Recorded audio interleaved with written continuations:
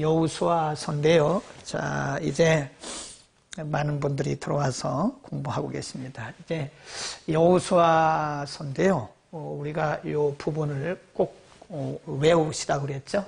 한 번 더 복습을 해볼까요? 창세기는 50장, 출애굽기 40장, 레위기 27장, 민수기 36장, 신명기 34장, 그리고 오늘 우리가 공부하려고 한 여호수아는 전체가 24장이다. 이 부분을 꼭 기억을 하셔야 돼요. 성경마다 전체적인, 창세기면 창세기대로, 출애굽기면 출애굽기대로, 레위기면 레위기대로 성경 전체가 말씀하려고 하는 주제가 있어요. 그걸 우리가 성경의 의도라, 하나님께서 창세기를 통해서 뭘 말씀하려고 하는가, 출애굽기를 통해서 뭘 말씀하시려고 하는가, 그건 이제 주제 혹은 의도라 그러는데, 여호수아서는 성취하시는 하나님에 대해서 말씀해요. 왜냐하면 하나님께서 아브라함 때부터 가나안 땅에 대한 약속을 하셨어요. 그리고 시간이 계속 흘러가는데, 물론 이제 역사가 흘러가면서 사람들은 잊어버렸죠, 하나님의 약속을. 그런데 하나님 그 약속대로 그 약속을 성취해 가세요. 그것이 바로 이 가나안에 들어가는 성취하시는 하나님에 대한 이 기록이다. 여호수아서입니다. 여호수아서의 명칭, 우리가 이제 여호수아서 이렇게 그러는데 그냥 여호수아 해도 되고요. 모세 뒤를 이어서 이스라엘 백성들을 이끌고 약속의 땅, 그 약속의 땅이라고 하는 곳에 우리가 한번 줄을 그어 봅시다. 약속의 땅, 이것은 하나님이 이미 약속하신 거죠. 하나님의 약속하신 그 땅, 가나안을 정복한 그 여호수아의 이름을 따서 여호수아서다. 그래서 기록자는 여호수아다 이렇게 보시면 되고요. 그 다음에 여호수아서의 전체적인 위치를 우리가 보셔야 되는데요. 여호수아로부터 에스더까지입니다. 12권을 우리가 보통 이스라엘의 역사를 기록했다 해서 역사서라 그런 표현을 하는데, 역사서라고 말합니다. 여호수아는 이 역사서의 첫 번째 책이다. 그렇게 보시면 돼요. 여호수아는 역사서의 첫 번째 책이다. 이렇게 이제 한번 제가 정리를 해봤는데요.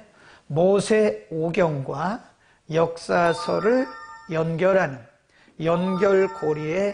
고리의 역할을 하는 것이 바로 여호수아서다.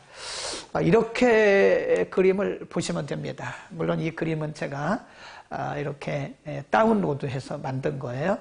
보시면 우리가 모세오경 5권 공부했죠. 창출, 내, 민, 신. 그래서 이걸 모세가 기록한 5권의 성경이다. 그래서 우리가 보통 모세오경 그렇게 얘기를 하고요. 그 다음에 이제 오늘부터 공부할 부분이 이 부분이죠. 이렇게. 그래서 여기를 역사라고 합니다. 이 안에 다 들어있어요. 이스라엘의 역사가 하나의 개인으로 시작되었던 창세기 12장에서 그걸 우리가 이제 하나의 시족이다. 그래서 하나의 부족이 되어지고, 부족이 하나의 이제 국가의 형태가 돼가지고, 여기 오면 이제 국가의 형태가 됩니다. 그래서 왕들이 일어나게 되고, 쭉 가는 이런 역사서, 하나의 이스라엘의 역사가 어떻게 형성되었는가를 말씀하고, 그 속에서 하나님의 역사를 볼 수 있는 거다. 이것도 한번 여러분이 찍어 놓으시면 좋을 것 같아요. 제가 이거를 표시한 부분을 지워 드릴 테니까요. 한번 이렇게 찍어 놓으면 좋죠. 이 부분을 한번 이렇게 캡처를 해 놓으시면 아주 좋습니다. 그 다음에 역사서의 첫 번째 책인데, 그래서 모세오경과 그 다음 성경과의 연결고리 역한 것이 바로 여호수아서다 이렇게 보시면 되고요. 자, 이제 첫 번째 부분입니다. 크게 보면 우리가 두 구분할 수 있어요. 이렇게 성경 구분을 잘 해야 돼요. 그래서 전체가 24장인데요. 1장부터 12장까지 여기가 첫 번째 부분이고, 첫 번째. 그 다음에 13장부터 24장까지 여기를 두 번째 부분이라고 그러는데요. 그래서 첫 번째 부분은 가나안 정복하는 과정을 기록합니다. 과정. 이 프로세스가 굉장히 중요하다고 그랬죠. 그 다음에 두 번째 부분에서는요, 이렇게 가나안을 정복한 다음에 부분마다 제비를 뽑아서 여기를 분배를 하죠. 분배 과정. 이 분배 과정을 쓴다. 여기는 정복 과정이고요. 여기는 분배 과정이다. 그렇게 보시면 됩니다. 쭉 넘어갑니다. 이거를 조금 우리가 그림 먼저 본 다음에 하나하나 조금 중요한 부분들은 공부하도록 하겠습니다. 이제 우리가 기억을 해둬야 할 부분이 뭐냐면요. 이제 여기가 요단강이거든요. 요단강을 건너요. 건너서 길갈에서 진치고 여리고를 지나죠. 그 다음에 여기를 이제 우리가 보통 가나안의 중부라 그래요. 중부. 그 다음에 여기를 가나안 남부 그럽니다. 그리고 여기를 북부 그래요. 북부. 그 순서를 우리가 이렇게 보게 되면 그림 잘 그려놨잖아요. 순서를 보게 되면 요단강을 건너서 여리고를 통과하고 그래서 이 지역을 우리가 보통 중부라고 그러는데 여기가 1번입니다. 중부 지역을 먼저 정복을 하고요. 그 다음에 남으로 내려와요. 남을 정복한 다음에 그리고 다시 북으로 올라가요. 그래서 순서가 중부, 남부, 북부다 이렇게 보시면 되고 여기는 이제 요 내용을 좀 더 구체적으로 기록을 했습니다. 잘 보이시는지 모르겠는데요. 여기입니다. 이렇게 잘 표시를 해놨습니다. 이렇게 길갈, 이렇게 해서 기본 이렇게 내려가요. 이렇게 내려갔다가 여기 이제 남부를 정복한 다음에 다시 이렇게 위로 올라가요. 그래서 여기 북부 지역을 이렇게 정복을 했다. 그런 걸 보면 하나님의 하시는 일에는 다 순서가 있더라 하는 것을 우리가 볼 수 있습니다. 이걸 지울 테니까요. 한번 또 이거를 이렇게 캡처를 해 놓으시면 아주 좋습니다. 물론 이것은 제가 이미 되겠다 하는 생각을 합니다. 자, 이제 위로 가서요. 이제 여기가 이제 두 번째인데 두 번째 넘어가기 전에 이 부분에서 중요한 부분을 조금 짚어가면서 공부를 하겠습니다. 여기 지우고요. 자, 이제 이게 얼마나 좋은지 몰라. 이게 이 펜이 이 칠판이 얼마나 좋은지 몰라요. 하나님이 이 시대를 잘 앞서가면서 주의 복음 전하라고 안 믿는 사람들을 통해서 이런 거를 만들게 하시고 우리가 그걸 쓰는 거죠. 우리는 활용하는 게 지혜입니다. 자, 그러면 이제 여기서부터 중요한 부분을 조금 요 첫 번째 부분에서 중요한 부분을 조금 공부하고 가겠습니다. 자, 이제 3장으로 한번 가보시죠. 3장에 보면 요단강을 건너는 거 우리가 주일 저녁에 이미 다 공부를 한 부분이긴 하지만 하나님께서 제일 먼저 요단강을 건너게 하시는데 제1과제가 여호수아에게 있어서 제1과제가 요단강을 건너는 거잖아요. 요단강을 건너는데 거기 한번 보시죠. 3장 다 할 수는 없고요. 부분 중요한 부분만 3장 7절에 보면 여호와께서 여호수아에게 이르시되 내가 오늘부터 시작하여요. 여기다 줄 그어놓으세요. 오늘부터 시작하여. 그 무슨 얘기냐면 하나님이 그동안에는 모세를 통해서 일하셨잖아요. 근데 모세는 죽었잖아요. 그리고 모세의 시종이었던 여호수아가 이스라엘 백성들을 이끌고 이제 가나안을 향해서 가는데 제일 먼저 그의 과제가 뭐냐면 백성들과 함께 요단강을 건너가는 거예요.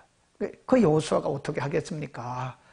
그러니까 하나님이 여호수아에게 여호수아 1장에 보면 담대하라고 말씀하시고 요단강 앞에서 한 번 또 말씀하세요. 그 뭐라 그러냐? 7절 여호와께서 여호수아에게 이르시되 내가 오늘부터 시작하여 너를 온 이스라엘의 목전에서 크게 하여 내가 모세와 함께 있던 것 같이 너와 함께 있는 것을 그들로 알게 하리라. 알게 하리라. 그 말은요. 증거를 보여주시겠다. 그러니까 하나님이 쓰실 때는요. 하나님이 우리와 함께 하신다는 증거를 가시적인 그런 증거를 반드시 보여주십니다. 왜 그럴까요? 사람이 하는 게 아니고 하나님의 거룩한 사역을 위해서 그런 거예요. 하나님이 우리를 쓰실 때는 반드시 가시적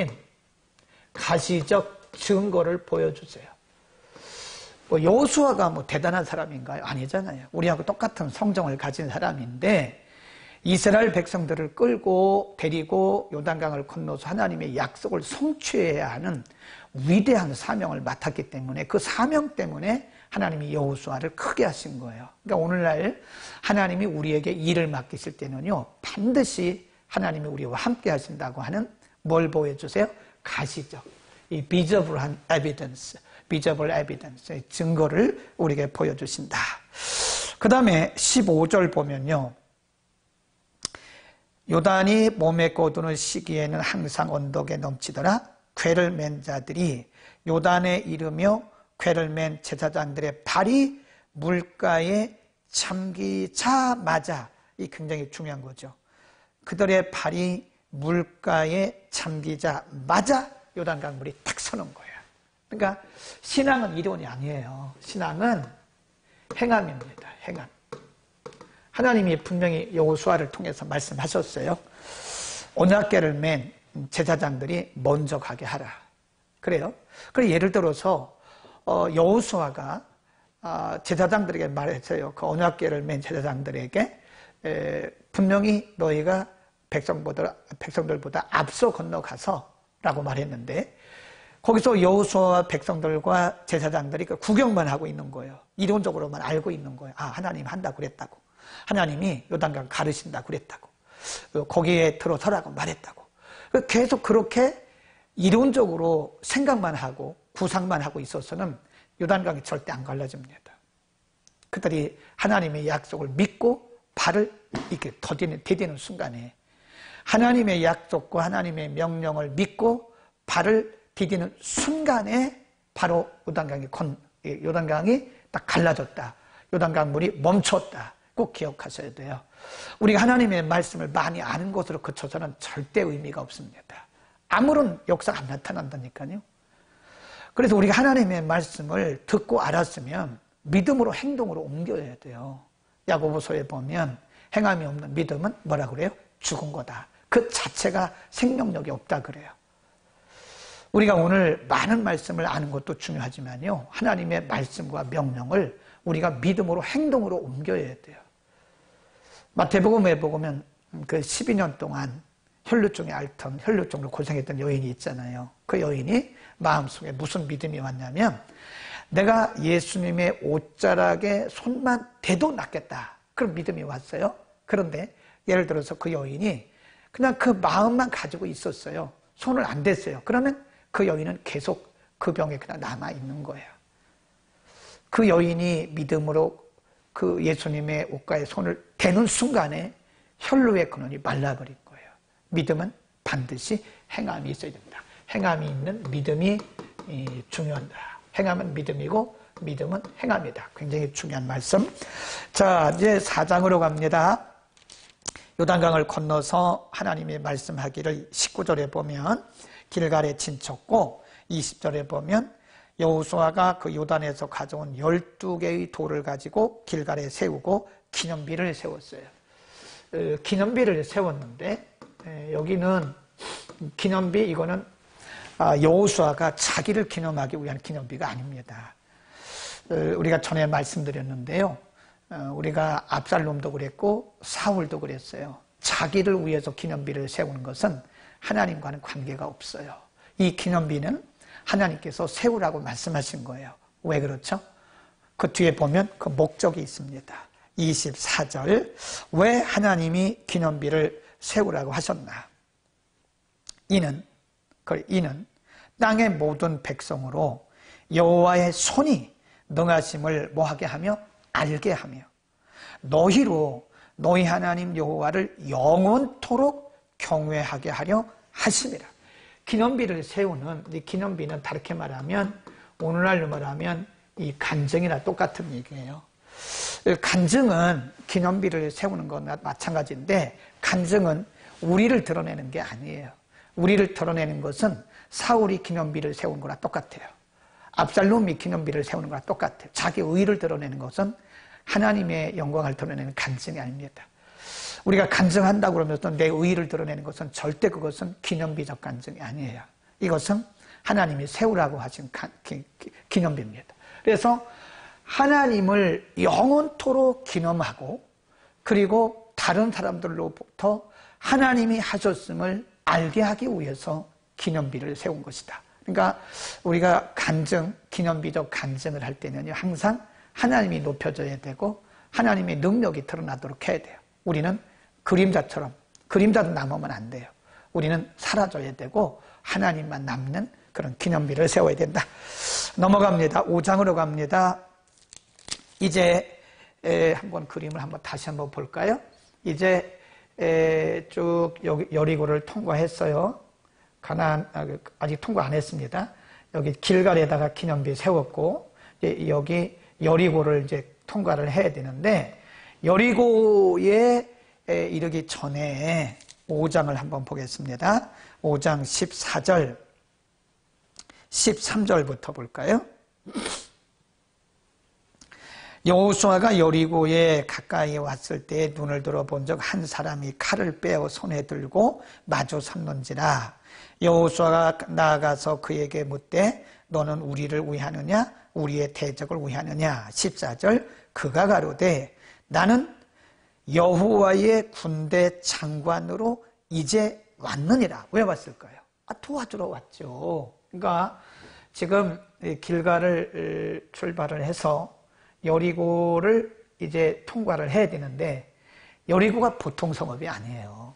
근데 아무래도 여호수아도 인간이기 때문에 요단강을 건너기는 건넜지만 또 장벽을 만나니까 얼마나 낙심이 되겠어요, 인간적으로. 그때 하나님께서 여리고에 이르기도 전에 바로 하나님이 여호와의 군대 장관의 모습을 보여준 거예요. 여호와의 군대 장관은 해석하는 사람들에 따라서 이것이 천사다라고 말하는 분도 있고 구약에 나타난 예수님이다. 구약에 오신 예수님이다. 대부분 그렇게 이제 해석을 하죠. 어쨌든 여호와의 군대 장관이 여기에 나타난 여리고에 이르기 전에 나타나신 이유 중에 하나는 두려워하지 말라는 거예요. 요단강을 가르신 하나님이 여리고도 통과하게 하신다는 겁니다. 아멘. 여러분, 우리는 이 말씀을 꼭 기억해야 돼요. 여기까지 인도하신 하나님, 요단강을 건너게 하신 하나님은요, 우리 앞에 여리고가 있지만 여리고도 통과하게 하십니다. 하나님은 어제나 오늘이나 내일이나 동일하신 분이시잖아요. 그러니까 우리가 하나님을 신뢰해야 돼요. 여기까지 인도하신 하나님, 에베네셀의 하나님, 지금도 나와 함께 하신다. 임마누엘로. 그리고 앞으로도 여호와 이레로 함께 하신다. 우리 앞에 어떤 일을 만나는지 아무도 몰라요. 그러나 분명한 것은 여기까지 인도하신 하나님이 앞으로도 함께 하신다. 그러니까 여호와의 군대 장관이 우리와 함께 하신다는 사실을 믿기를 바랍니다. 자, 6장으로 가면 여리고 성 무너지는 장면이 나오고요. 여리고 성 이제 통과했어요. 자, 이제 여리고 성 통과하고 남은 곳이 이제 여기 아이입니다. 아이 성을 통과를 해야 되는데, 자, 여리고 성을 하나님의 은혜 가운데 통과한 여호수아가 그 정탐꾼을 보내요. 여기 가가지고. 사실 아이성이 아주 큰 성이 아닙니다. 제가 가봤는데 조그만 빌리지예요, 빌리지. 그 아이성을 우리가 통과를 해야 되는데 가서 아이성이 큰지 작은지 우리가 몇 명이나 사람들을 보내야 되는지 한번 엿보고 와라. 그래서 정탐꾼을 보냈어요. 그랬더니 7장에 가보면 7장 3절에 보면 여호수아에게 돌아와서 그에게 이르되 백성을 다 올라가게 하지 말고 2-3천 명만 올라가게 하시오. 그들은 소수입니다. 그런 거예요. 그러니까 자신감이 생긴 거죠. 여리고를 통과한 이스라엘 백성들이 자신감이 생겨서 3천 명을 보냈어요. 그 정탐꾼이 하는 얘기가, 그러니까 잘 들어야 돼요. 리더들은 사람의 말을 들을 때도 있지만 사람들의 말을 또 들어서는 안 돼요. 그 사람이 누군가를 잘 보셔야 돼요. 여호수아가 그때 하나님의 음성을 듣고 하나님께 여쭤봐야 되는데 정탐꾼들의 말만 들었어요. 정탐꾼들이 뭐라 그래요? 아니, 뭐 많이 보낼 거 없습니다.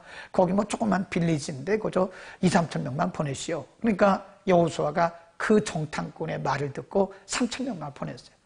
완전히 참패했어요, 거기서. 네. 물론 그 참패한 이유는 아간이라고 하는 사람이 여리고 성이 무너질 때 하나님께서 분명히 이 땅에 있는 것을 취하지 말라고 그러는데 탐욕에 빠져가지고 숨겼어요. 그래가지고 진 거고요. 또 한 가지는 우리가 흥분하지 말아야 된다고 그랬잖아요. 여리고 성을 통과한 후에 여호수아도 그리고 백성들도 흥분했던 것 같아요. 그러다 보니까 하나님의 음성에 귀를 못 기울이는 거예요. 우리가 아무리 좋은 일이 있어도요, 감사하다고 생각하고 거기서 멈춰야지 흥분해가지고 막 들뜨면요, 하나님의 음성을 놓칠 가능성이 커요. 항상 우리는 우리의 중심을 잡을 필요가 있는 겁니다. 하신 것은 하나님이 하신 거죠. 네, 아멘. 자, 그 다음에 이제 9장에 가보면 12장까지 계속 봐야 되니까요. 기브온 사람들 때문에 고생을 해요. 자, 이제 아이성 통과했죠. 아이성 두 번째 전쟁에서 승리를 했죠. 그런데 9장에 가보면 9장 14절로 가보세요. 여호수아가 또 실수를 합니다.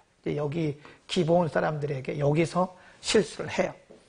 아이를 통과한 이스라엘 백성들이 막 몰려오고 있다는 소식을 듣고 기브온 사람들이 꾀를 냅니다. 아, 우리가 가만히 있다가는 이스라엘 백성들에게 완전히 먹힌다. 그러니까 우리가 꾀를 내자. 그래서 꾀를 내서 거짓말을 했어요. 거짓말로 꾀를 내가지고 막 이렇게 합니다. 우리는 멀리서 왔다고. 그래서 6절에 보면 우리와 약조하사이다. 많은 재물을 가지고 가서 사신을 보내는 거죠. 그러니까 여기 기브온 사람들이 기브온을 향해서 오는 여호수아와 백성들에게 예물을 탁 보내면서 이제 약조를 하자고. 우리는 멀리서, 거짓말이에요, 거짓말. 멀리서 온 사람들인데 여기 보라고. 떡이 우리가 출발할 때 가져온 떡이 이렇게 메말랐다고. 그러니 우리가 얼마나 멀리서 왔겠냐. 근데 그때에 여호수아가 또 실수를 해요. 아이성 1차 전투에서 그 정탐꾼들의 말만 듣고 했다가 실수했잖아요. 근데 여기 또 실수를 해요. 9장 14절. 무리가, 거기입니다. 무리가, 시작. 무리가 그들의 양식을 취하고 어떻게 할 것을 여호와께 뭐 했어요? 묻지 않는 거예요. 에? 이게 여호수아의 실수라니까요. 여기도 보면 뭘 본 거예요? 기브온 사람들이 보낸 그 예물만 본 거예요. 우리가 잘 생각해야 됩니다. 물론 여호수아가 탐심에 빠진 건 아닙니다. 그런데 그 순간에 왠지 여호수아가 아이성 2차 전투에서 대승리를 거두고 나서 또 마음이 방심했던 것 같아요. 그 백성들과 함께 하나님 앞에 기도하고, 하나님, 지금 이 사람들이 이렇게 약조하라고 그러는데 약조를 해도 될까요? 하고 하나님 앞에 무릎 꿇고 하나님 앞에 기도했죠. 하나님의 뜻을 구했어야 되는 거잖아요. 하나님의 뜻을 묻지 않았어요. 이게 실패의 원인인 거예요. 오늘날 우리가 실패하는 것은 우리의 경험 때문에 실패합니다. 제가 늘 그러잖아요. 머리 좋고 경험 많은 사람들이 신앙생활 하기 어려워요. 왜냐하면 자기 경험 앞세우거든요. 자기 지식 앞세우거든요. 하나님 앞에 여쭤봐야 되는데 하나님 앞에 여쭙지 않고 자기 경험 앞세우고 자기 지식 앞세우면 참패합니다. 여러분 꼭 기억하셔야 돼요. 9장 14절. 우리가 어떤 경우에도 하나님 앞에 말이 좀 꼬인다. 우리가 어떤 경우에도 하나님께 묻지 않고 하는 일은 실패입니다. 기도가 먼저예요. 제가 그래서 늘 하는 얘기가 뭐예요? 기도보다 앞서지 말라는 거예요. 네. 기도보다 앞서지 마라. 기도보다 앞서지 말자. 머리 좋은 사람, 경험 많은 사람들은 기도하기 전에 자기 경험대로 가요. 백전백패입니다. 처음에는 잘 되는 것 같은데 마지막에 가보면 다 실패해요. 그러니까 기도하지 않고 뭘 하려고 하는 것은 그건 뻔한 거예요. 요즘 아이들로 안 봐도 비디오입니다. 그거는 안 봐도 비디오예요.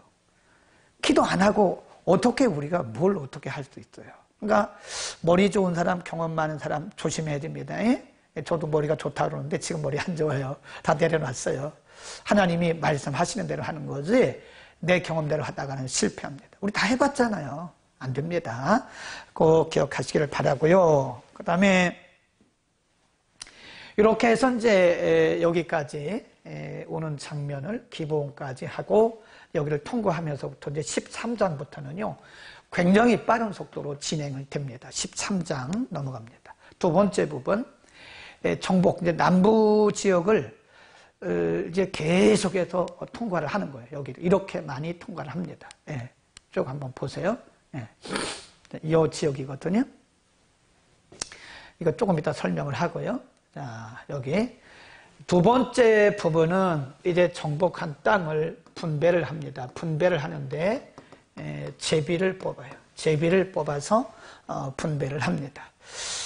제비를 어떻게 뽑는가? 우리가 요즘에 출애굽기를 공부하는데 29장에 보면 28장에 출애굽기 28장에서 제사장의 의복 중에 흉패라는 게 있어요. 이렇게 제가 그림을 잘 못 그리는데요. 그 다음에 이 안에 뭘 넣냐면 이게 주머니 같은 거예요. 이 주머니 같은 곳인데 이렇게 하고요. 겉에는 12개의 보석이 박혀 있고 그 안쪽으로 뭘 넣냐면 우림과 둠밈이라는 걸 넣습니다. 우리 공부했잖아요. 출애굽기 28장 그리고 29장 공부하면서 공부했어요.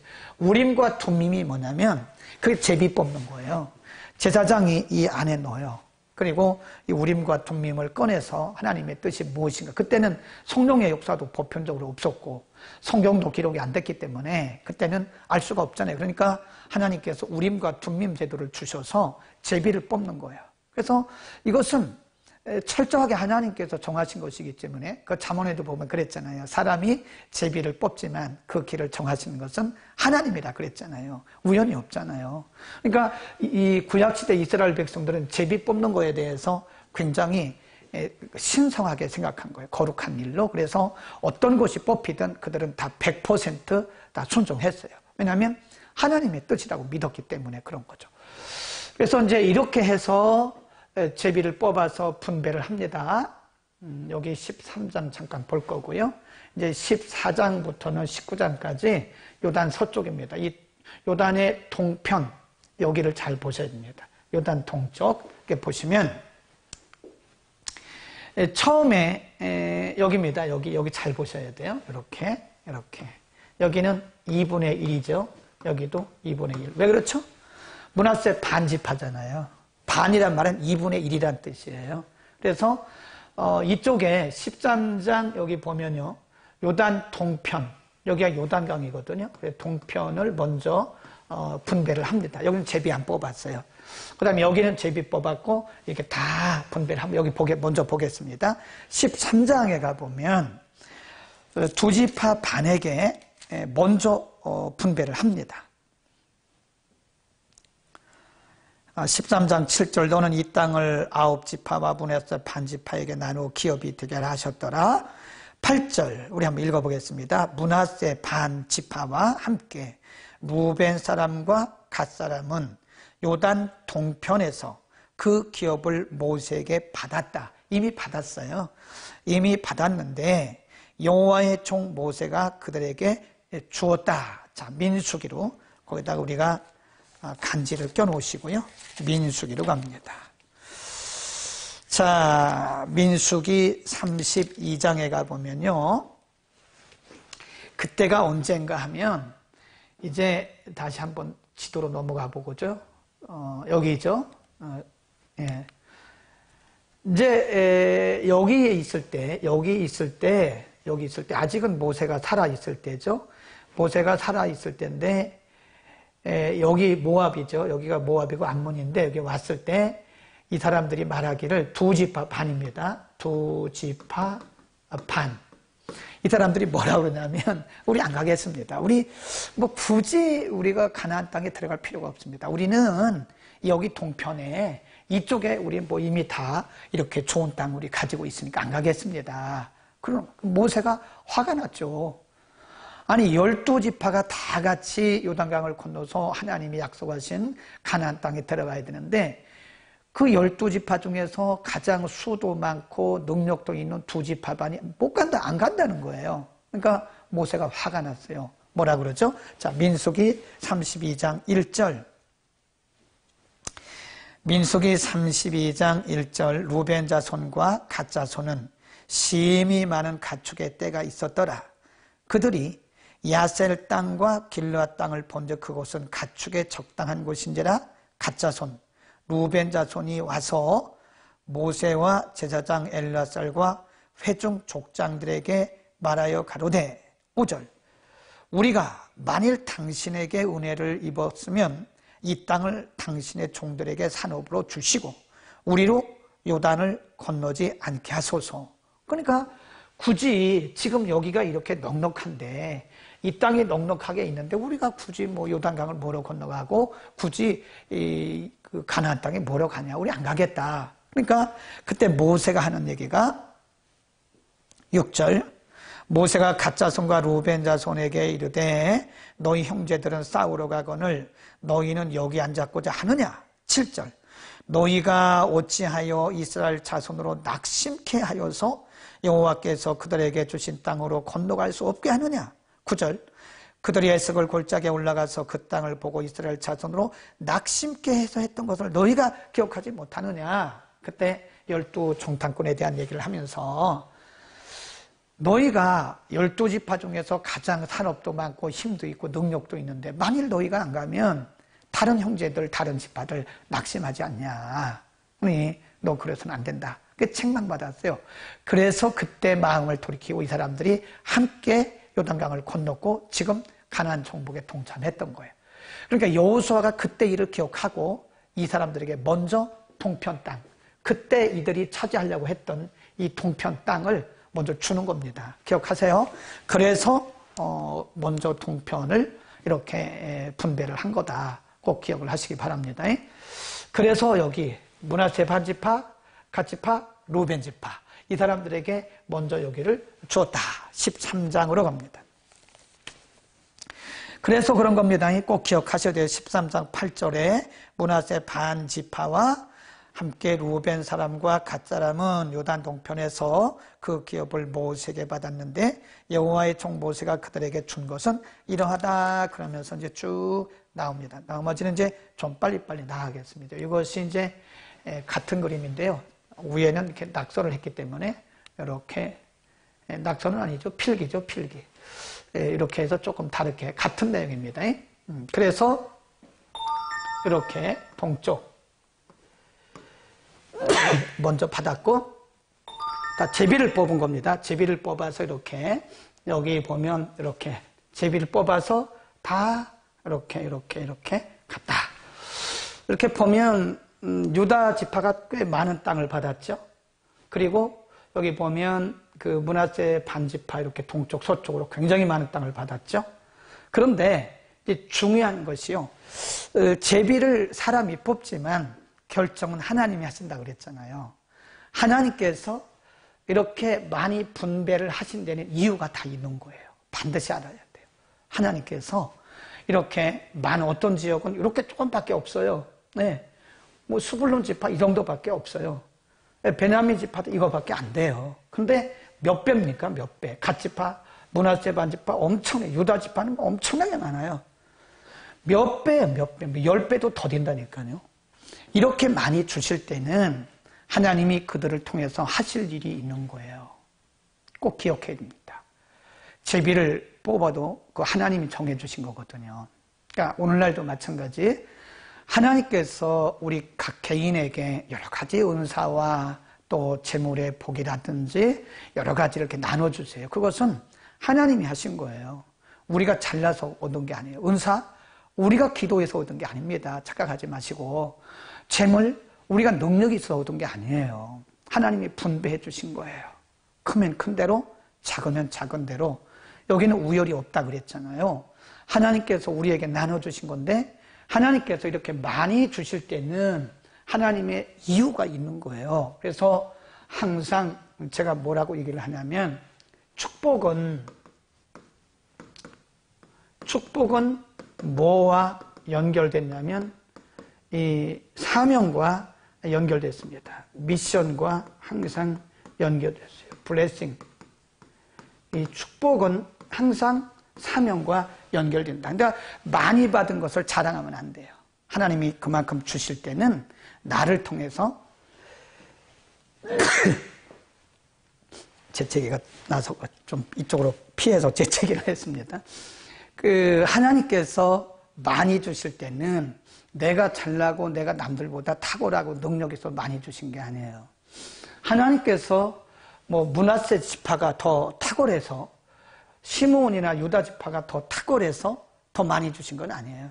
이들을 통해서 하나님께서 하실 일이 있기 때문에 그렇듯이 오늘날도 하나님께서 우리에게 많은 것을 주신 것은 하나님 많은 것을 하시려고 그러는 겁니다. 그러니까 내가 많이 배운 거 자랑하지 마세요. 많이 배운 것은 하나님 배우게 하신 거예요. 그걸 가지고 나눠야 돼요. 흘려보내야 돼요. 내게 재물이 많은 거 그거 자랑하지 마세요. 내가 얻은 거 아닙니다. 주인 하나님이십니다. 그거 흘려보내야 돼요. 하나님의 영광을 위해서 흘려보내요. 복음의 진보를 위해서 흘려보내야 돼요. 어떤 분들은 하나님의 의도를 전혀 모르고 하나님 물질 주시니까 그거 가지고 허랑방탕하고 그냥 세상 연락 취하는데 큰일 납니다. 그러면 안 돼요. 하나님이 주신 이유와 목적을 알아야 되고 하나님이 건강 주신 거 다 하나님께서 물론 우리가 열심히 건강관리 해야 되죠. 그러니까 건강관리 한다고 건강해지는 거 아닙니다. 하나님이 건강 주셔야 되는 거예요. 건강 주신 거 뭘까요? 하나님의 영광을 위해서 일하라고 그런 거예요. 은사 많이 주신 거 내가 믿음 좋아서 은사 많이 주신 거 절대 아닙니다. 하나님 일하라고 그런 거예요. 흘려보내야 돼요. 막 흘려보내야 됩니다. 아멘. 예수님 뭐라 그랬어요? 많이 맡은 자에게는 많이 달라 할 것이다. 자, 넘어갑니다. 이제 20장으로 갑니다. 20장으로 가면 이제 하나님께서 특별히 강조하신 부분이 있는데요. 도피성 제도를 만들어라. 도피성 제도. 20장 2절 이스라엘 자손에게 고하여 이르라. 내가 모세로 너희에게 말한 도피성을 택정하여 3절 목적이 뭐냐? 부지중입니다. 실수로 사람을 죽인 거. 부지중 오살, 모살과 오살이 있는데 모살이란 말은 의도적으로 오살이라는 것은 실수로 해서 사람을 죽인 경우에는 그리 피하라는 거예요. 부지중 오살한 자를 그리로 도망하게 하라. 이는 너희 중 피해 보수자를 피할 것이니라. 그래서 한번 보세요. 여기가 이제 요단강이고요. 그래서 요단강 동쪽에 3개 보세요. 하나님이 얼마나 정확하신가. 서쪽에 3개 얼마나 정확하세요. 그러니까 예를 들어서 도피성을 6개를 만들려고 그러시는데 도피성이 이쪽에만 이렇게 모여 있어요. 이렇게 6개가. 그러면 여기 있는 사람 어디로 도망가요? 할 수가 없잖아요. 또 이쪽에만 모여 있으면 어떻게 합니까? 그러면 여기 있는 사람 어떻게 와요? 그러니까 여기는 여기대로 도피할 수 있게 하시고 여기는 여기대로 도피할 수 있게 하시고 여기는 여기대로 이렇게 적당한 거리를 하나님이 다 정해 주셨어요. 그래서 하나님은 자비와 긍휼의 하나님이신 것을 말씀해 주는 거예요. 누구든 어디서든지 오살한 자들은 마음껏 자유롭게 피할 수 있도록 이렇게 한 거예요. 오늘날 이 교회가 도피성과 같은 거예요. 도피성은 원래는 예수님을 말씀하는 거죠. 예수님을 의미하는 건데 누구든지 예수께로 가면 다 죄사함을 받잖아요. 그거고요. 또 한 가지는 교회를 의미할 수 있어요. 교회는 이 세상의 구원의 방주이기도 하고요. 이 세상의 도피성이기도 합니다. 교회가 많은 것은 좋은 거예요. 교회가 여기저기 많은 것은 어디서든지 교회 피할 수 있는 거잖아요. 교회가 많다고 욕하면 안 됩니다. 어떤 분들은 크리스찬들 중에서도 이런 내용을 모르니까 하나님의 의도를 모르는 크리스찬들은 교회가 많다고 막 욕하는데 그러면 안 돼요. 교회는 도피성입니다. 도피성이 이렇게 사방에 있어야 어디든지 가서 이렇게 피할 수 있는 것처럼 어디든 시골이든 저 섬이든 참 감사하죠. 산골짜기에 저 도서 벽지에 가서 목회하신 분들 계시잖아요. 그거 도피성이에요. 교회가 다 이 도회지에 중소도회지에 모여 있으면 시골 분들은 어떻게 합니까? 섬에 계신 분들은 어떻게 합니까? 그분들도 도피성을 가야 될 거 아니에요. 그러니까 그런 곳에서 이 도피성에서 사역하고 있는 분들 우리가 박수 쳐줘야 되고요. 응원해 드려야 되고요. 우리가 후원해 드려야 돼요. 뭐 도서벽지 그 미자리 교회 왜 돕냐고 그런 얘기 절대 하지 마세요. 제발 좀 하지 마세요. 하나님 싫어하세요. 그런 얘기 하면. 더하면 더 해야지. 그거를 왜 올해도 또 하냐 그러면 정말 여러분은 하나님의 마음을 아프게 하는 분들이에요. 여담입니다. 이번에 평창 포럼에 갔는데요. 선교사님들 많이 왔잖아요. 근데 거기 선교사님들 중에는 국내 도서벽지에서 선교하시는 분들이 계세요. 근데 이 대신대학에서 선교학을 전공하고 우리 대신 선교부에서 선교사 파송받으신 분이 한 분 계세요. 근데 이분이 굉장히 충청도 사투리를 많이 써요. 그래서 뭐 이렇게 충청도 사투리를 많이 쓰냐고. 저를 알아보고 와서 인사를 하시죠. 제 제자니까 그 사투리를 많이 쓰지 말라고. 나는 원래 충청도 사람이라고. 어디나 그랬더니 공주래, 공주. 지금 그럼 어디서 사역을 해요? 그랬더니 공주예요. 어디?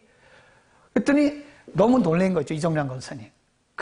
김용신 목사, 김용순 목사님이 목회하던데 은퇴하고 다른 데 가셨잖아요. 그 교회를 맡은 거예요. 그 교회 이름이 뭐죠? 유구 무슨 교회인데, 거기 박만교 목사님이라 거기 오신 거예요. 깜짝 놀라. 그 교회 우리가 벌써 몇 년째 지금 섬기고 있는데 그랬더니, 그래요? 그러더라고요. 참 놀랍죠. 근데 이분이 사업하던 분인데 목사가 되고 나서 그 아주 시골에 가서 그 유구에 네팔 사람들이 그렇게 많다는 거예요. 그쪽에. 이름에 농어촌이에요. 한국 사람들이 없어요. 일할 사람이. 그러니까 외국인 근로자가 아니면 농사도 못 짓는답니다. 그러니까 거기 네팔 사람들이 너무 많다는 거예요. 그 유구인데도, 그 시골인데도. 거기서 지금 네팔 사역을 한다고 그러더라고요. 참 신기하죠. 우연이 없는 거예요. 그래서 교회가 많은 것을 욕하지 마라. 그리고 우리가 그런 더 섬이나 산골에 들어가서 사역하는 분들 우리가 당연히 섬겨야 되는 거예요. 그 도피성이거든요. 도회지만 모여있으면 안 되잖아요. 이게 도피성 제도를 이렇게 적당하게 두신 것은 하나님의 긍휼과 자비를 의미하는 것이다. 그 다음에 또 넘어가겠습니다. 그 다음에 레위인들을 위해서 뭘 또 하라고 그랬냐면요. 굉장히 중요한 겁니다. 레위인들을 위해서 21장으로 갑니다. 48성읍. 성읍을 각 지파에서 이제 모아가지고 레위인들에게 나눠주라 그랬어요. 그래서 거기 보면 레위인들에게 나눠준, 한번 보겠습니다. 21장 41절.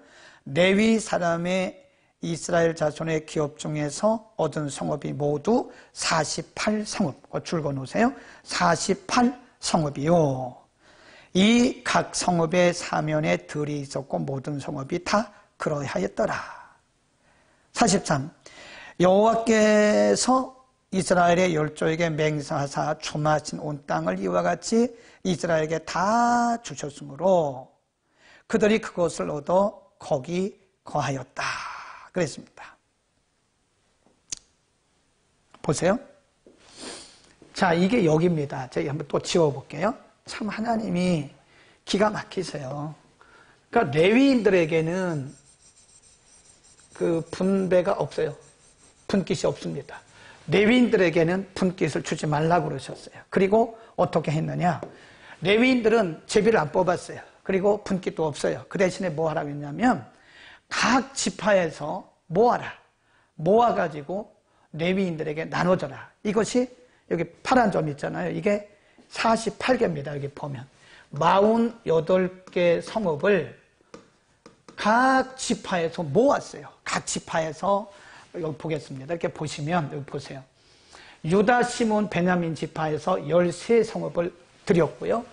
에브라임, 단, 므낫세 반지파에서 10성읍을 드렸고요. 그 다음에 루벤, 갓, 스불론 지파에서 12성읍을 드렸고요.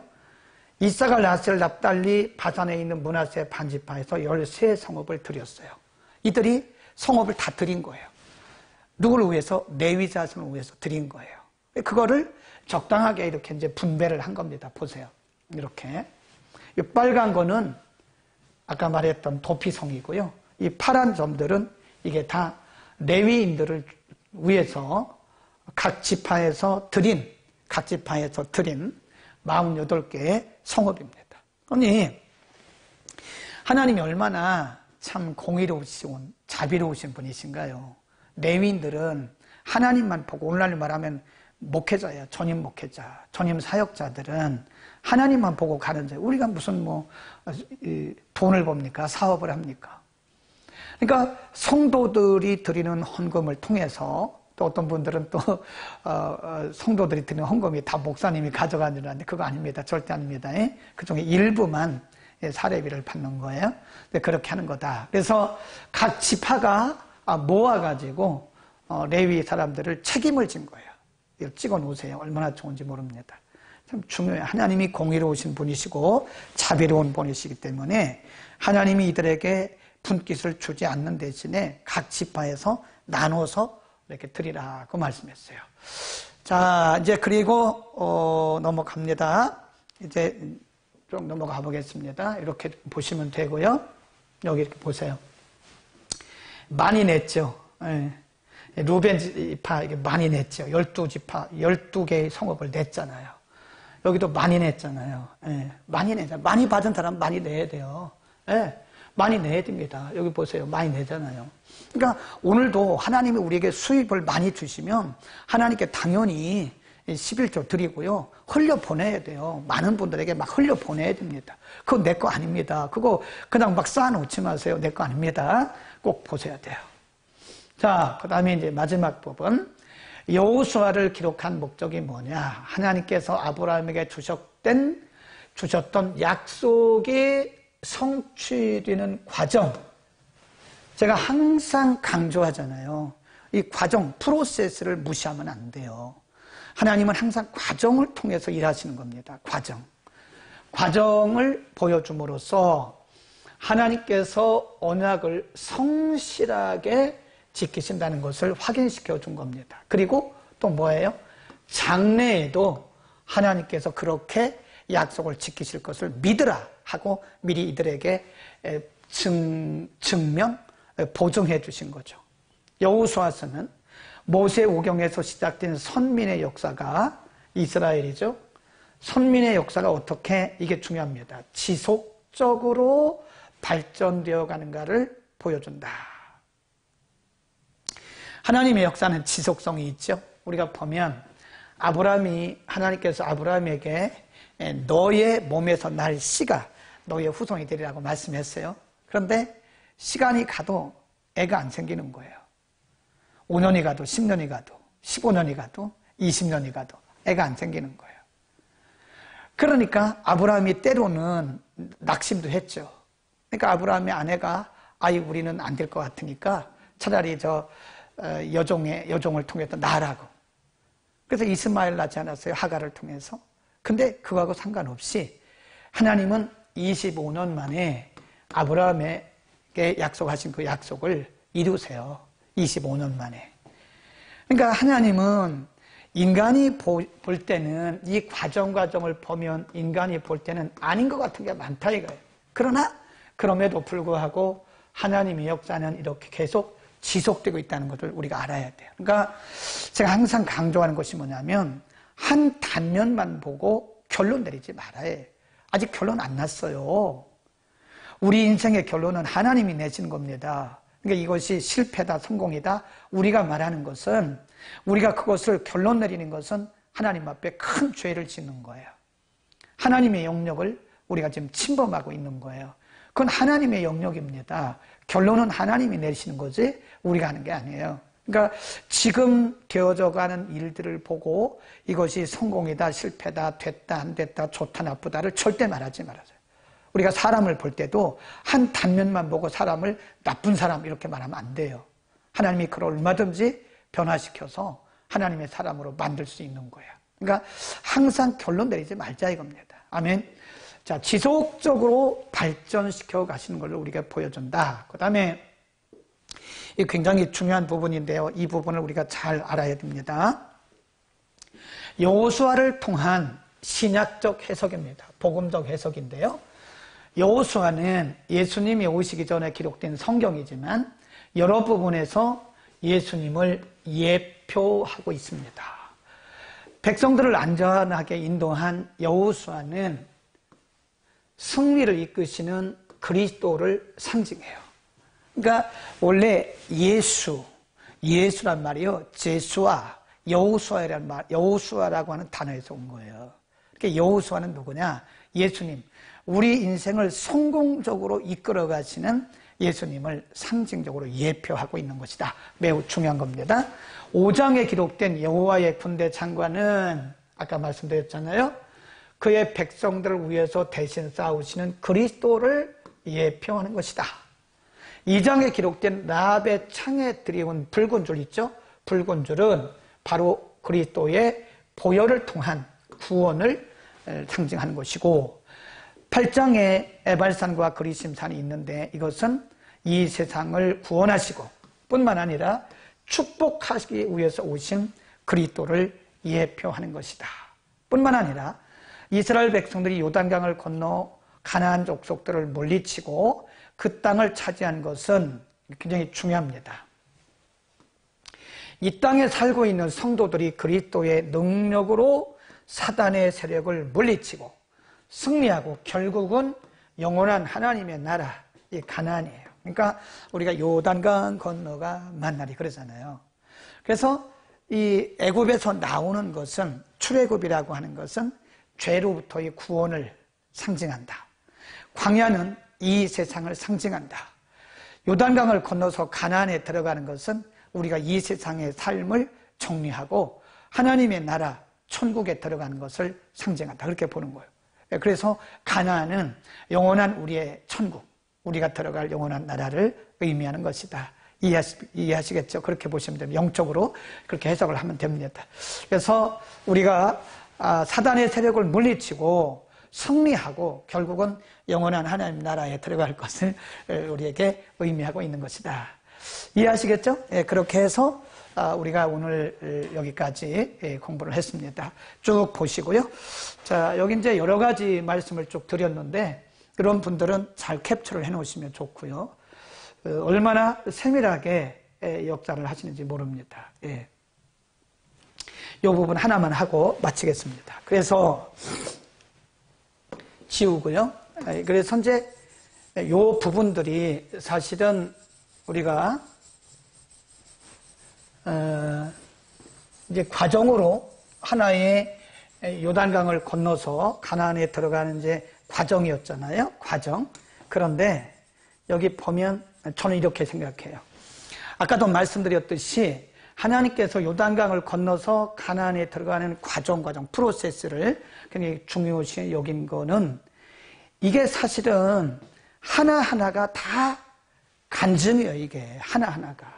이 하나하나가 다 간증입니다. 여기 길갈은 길갈대로 간증, 여리고는 여리고대로 간증, 아이는 아이대로 간증. 요 하나하나가 하나님이 역사하셨던 모든 간증거리다.